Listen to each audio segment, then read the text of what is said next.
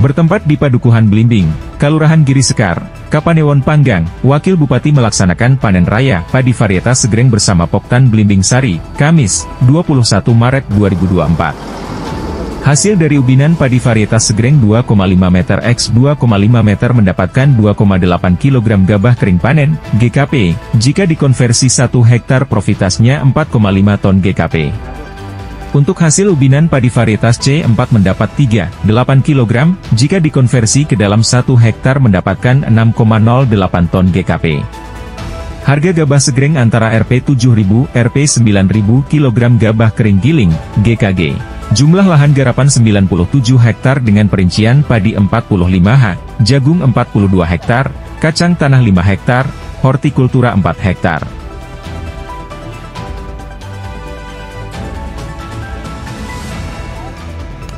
Angkat 1, 2, 3.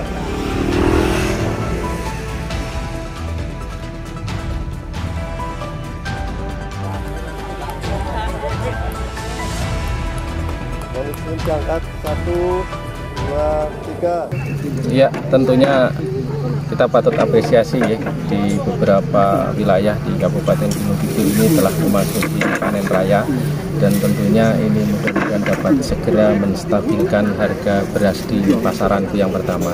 Tetapi di sisi lain tentunya kita juga ingin ada keberpihakan dari saudara-saudara kita yang bergerak di sektor pertanian, karena memang kos atau biaya produksi juga cukup tinggi. Saya pikir akan sangat wajar apabila kemudian saudara-saudara kita ini juga menikmati sebagian kecil dari kenaikan harga yang selama ini terjadi di pasar.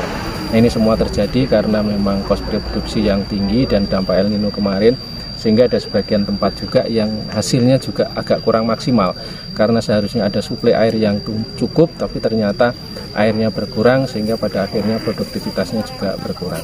Tapi yang paling penting hari ini kita sudah memasuki masa panen, dan kami harapkan juga seluruh kadang tani untuk segera menanam kembali apapun jenis tanamannya, apakah itu di sektor perkebunan, hortikultura, atau mungkin tanaman pangan. Yang penting masyarakat petani ini untuk segera mensiasati ada potensi hujan yang masih ada kemungkinan turun ini, untuk segera tanam kembali, sehingga pada akhirnya tingkat kesejahteraan masyarakat, terutama masyarakat yang bergerak di sektor pertanian ini, bisa survive karena menanamnya tidak hanya satu kali. Jadi momentum hujan yang sudah menipis ini sesegera mungkin untuk bisa dimanfaatkan, sehingga nanti pada akhirnya bisa segera tanam untuk musim tanam yang selanjutnya. Gitu.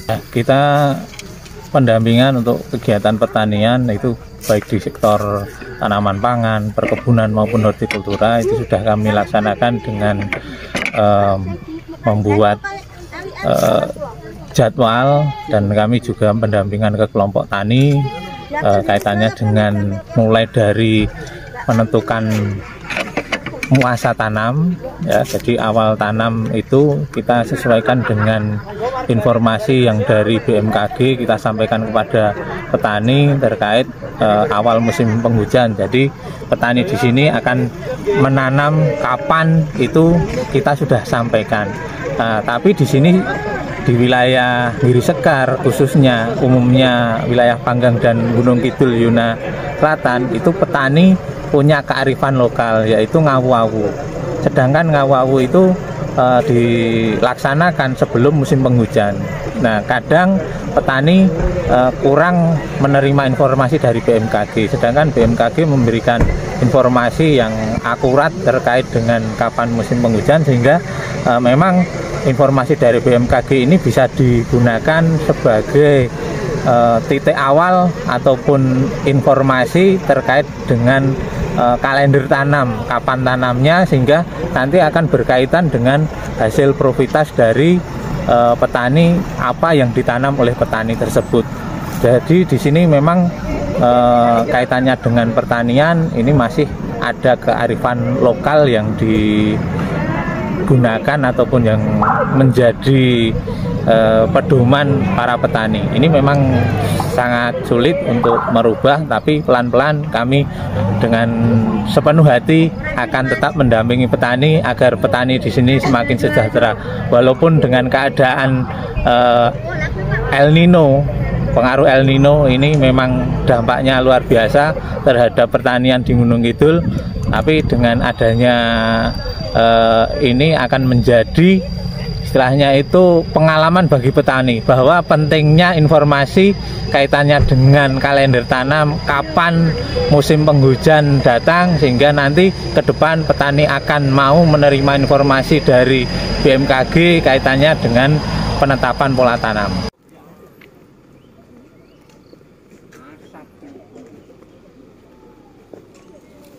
Mengabarkan dari Kabupaten Gunung Kidul, Wagino Gareng untuk Jogja berkabar.